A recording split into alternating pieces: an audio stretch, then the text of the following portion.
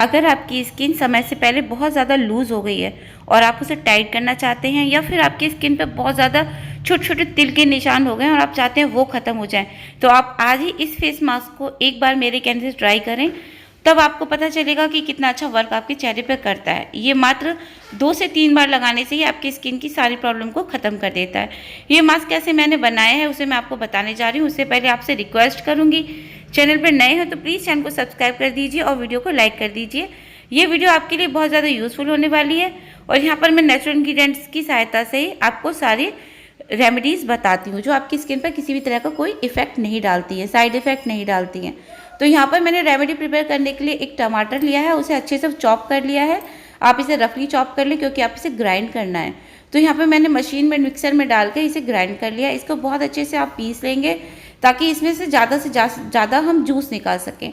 फिर आप इसे किसी भी कपड़े की सहायता से छान कर इसका जूस निकाल लेंगे। अगर आपको जो मैं फेस मास्क ये बनाना बता रही हूँ, अगर आपके पास वो मशीन है तो आप बना ही लेंगे। अगर आपके पास मशीन नहीं है तो इसे बिना मशीन के कैसे बनाते हैं, अगर आपको ये जानना है तो उसके लिए प्लीज़ मुझे कमेंट कर दीजिए। मैं आपको उसके ऊपर भी वीडियो बना के दिखा दूँगी एक, कि आप इसे बिना मशीन के भी कैसे बना सकते हैं। तो कमेंट सेक्शन में आप मुझे ज़रूर बता दीजिए कि अगर आपको जानना है या नहीं जानना है। तो यहाँ पर मैंने सारा का सारा जूस निकाल लिया है और जूस निकालने के बाद आप अपनी मशीन की तरफ चलेंगे जो हमारा फेस मास्क तैयार करेगी।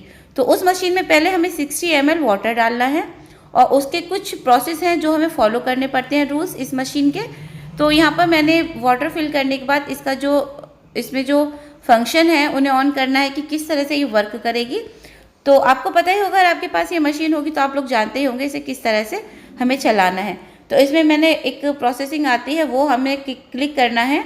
फिर क्लिक करके हमारा जो पानी है वो हल्का सा वार्म हो जाएगा।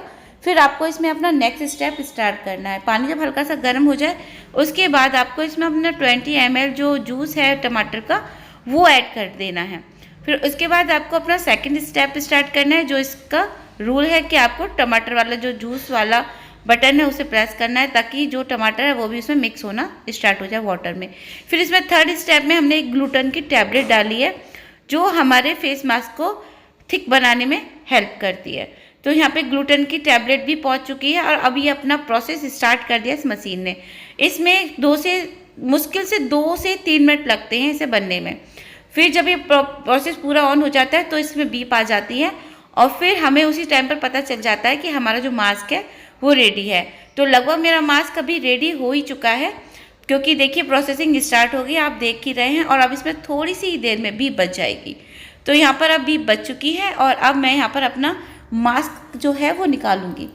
तो मास्क जब प्रिपेयर हो जाता है ना, जैसे ही आप इसमें डालेंगे उसे 1 मिनट भी नहीं लगता है। मुश्किल से 30 सेकंड का टाइम लेता है, ये एकदम से जम जाता है। मैं यहाँ पर इसे आपको अपने फेस पर अभी अप्लाई करके दिखाऊंगी और आप इसका रिजल्ट देखेंगे कितना ज़्यादा बढ़िया रिजल्ट है इसका। तो इसे मैंने पूरा प्रिपेयर हो गया है, जम चुका है। अब मैं इसे अपने पूरे फेस पे लगाऊंगी। आपको एक बात बता दूं, फेस पे लगाने से पहले आप अपने फेस को वॉश कर ले फिर ही लगाएं।